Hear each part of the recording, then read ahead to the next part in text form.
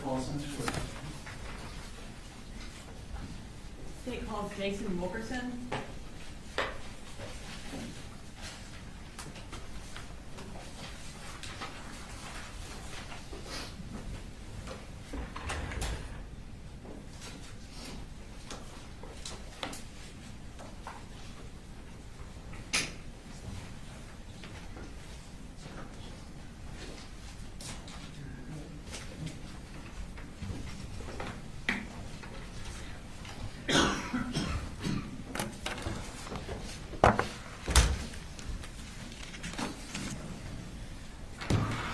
Go ahead and raise your right hand.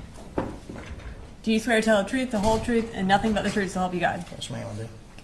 Can you introduce yourself to the jury? My name is Jason Wilkerson. I'm a lieutenant with the Barrow County Sheriff's Office. And what are you the lieutenant over? Persons Crimes Unit, the ICAC Task Force, our Digital Forensics Lab, and K9. How long have you been employed by the Barrow County Sheriff's Office? About 18 years. And were you in that role as lieutenant over persons crimes in September of 2024? Yes, ma'am.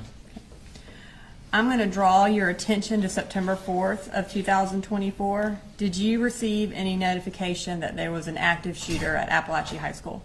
Yeah, I had turned my radio down. I was going to make a phone call, and Lieutenant Roberts come running in the hall saying there was an active shooter at Apalachee. And when you say Lieutenant Roberts came running down the hall, were you at the... I was at the Sheriff's Office, yes, ma'am, our main office. Okay. And is she the lieutenant over property crimes? Over property crimes, yes, ma'am. When she came running down the hall telling you that there was an active shooter, what did y'all do? We ran outside, got in our cars, and drove down there and got there as quick as we could. About how far away are y'all from Apalachee? I don't know how many miles. I mean, we were in excess of 100 most of the way. It took about 4 or 5 minutes to get there. Around what time did you arrive? Right around 10:30, I believe. What did you do when you arrived? I got there, got out of the car, threw on my vest, and we went inside and started searching. Okay. When you got there, who was already in the building? The SROs, there's a few of them in there. There's a few that went in ahead of me. Who all was in there exactly, I don't know. It was just go inside and try to stop the threat. When you went in, did you know that the shooter had been captured or if there were other shooters?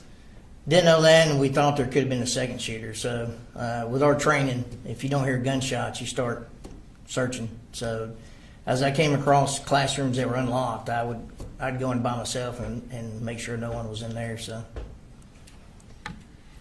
when you were searching, did you come across any injured individuals?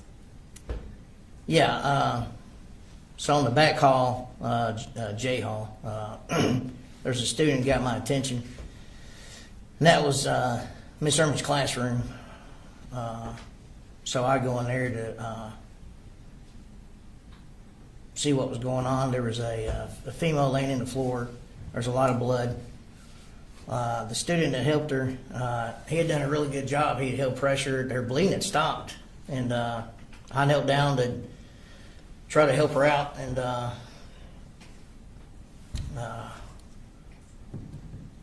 her skin was pretty pale. It just kept getting paler. Her lips kept getting bluer, and she just said, I can't breathe, I can't breathe. And, I'm not, I mean, it's outside the scope of my medical training.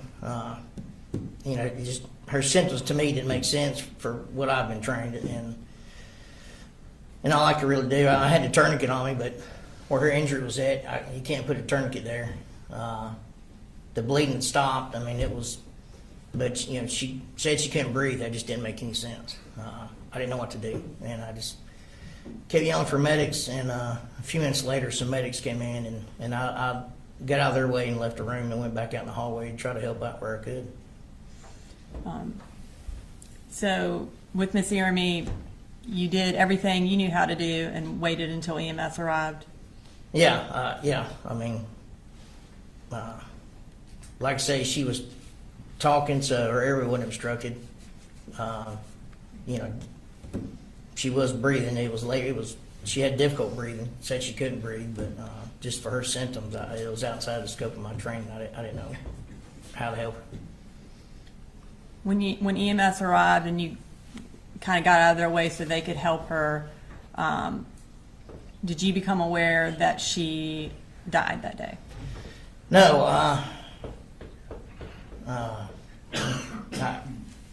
I had thought they left with her. I thought she made it. I didn't know they put her in the room across the hall. Later, I did the walkthrough with the GBI crime scene, and we found this woman in this room. It was the break room. There was no bullet holes in her door. It didn't make any sense. Like, why is she in here? And I was under the impression Miss Irimie had been transported. So I just couldn't put two and two together. And later, I did help place her in a body bag, and I did help the coroner remove her from the scene. And then at night, couldn't stop thinking about it. And next morning, called the fire chief, and that's when I found out that was actually Miss Irimie.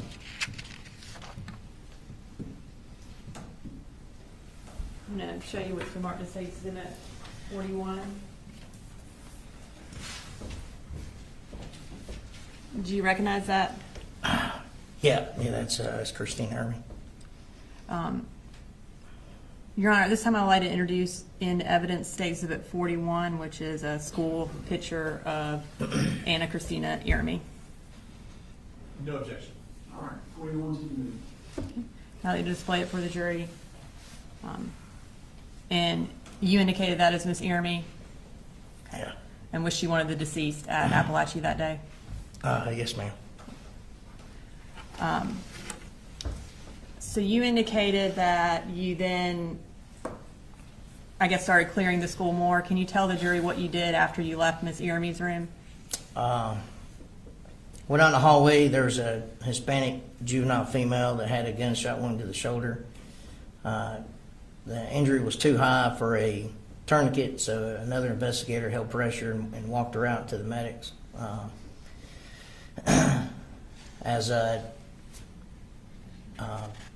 Once the wounded was evacuated, we started evacuating some students. At this point in time, the suspect was still in custody. He was still laying on the floor in handcuffs.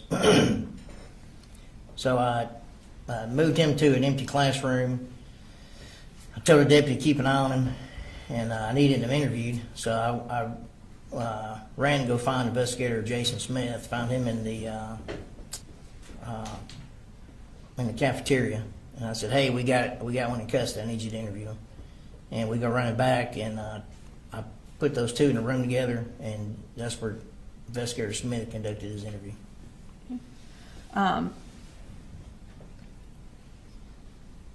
Did you eventually find out where Colt lived? Well, at the time, the deceased male in the floor of the hallway, I don't know if y'all have introduced everybody yet, but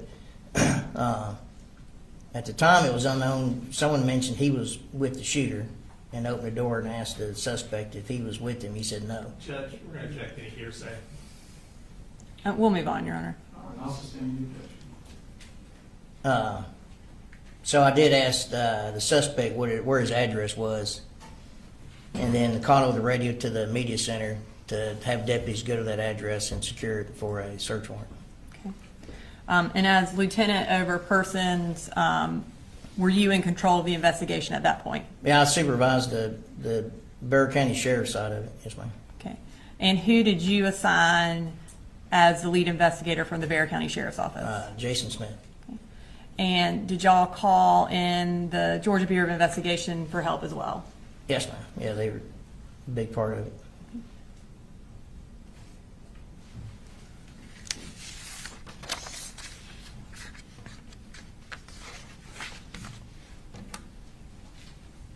Nothing further. He may have some questions for you, though. Okay. Cross. No questions, sir. All right. All right, thank you, sir. All right. Thank you.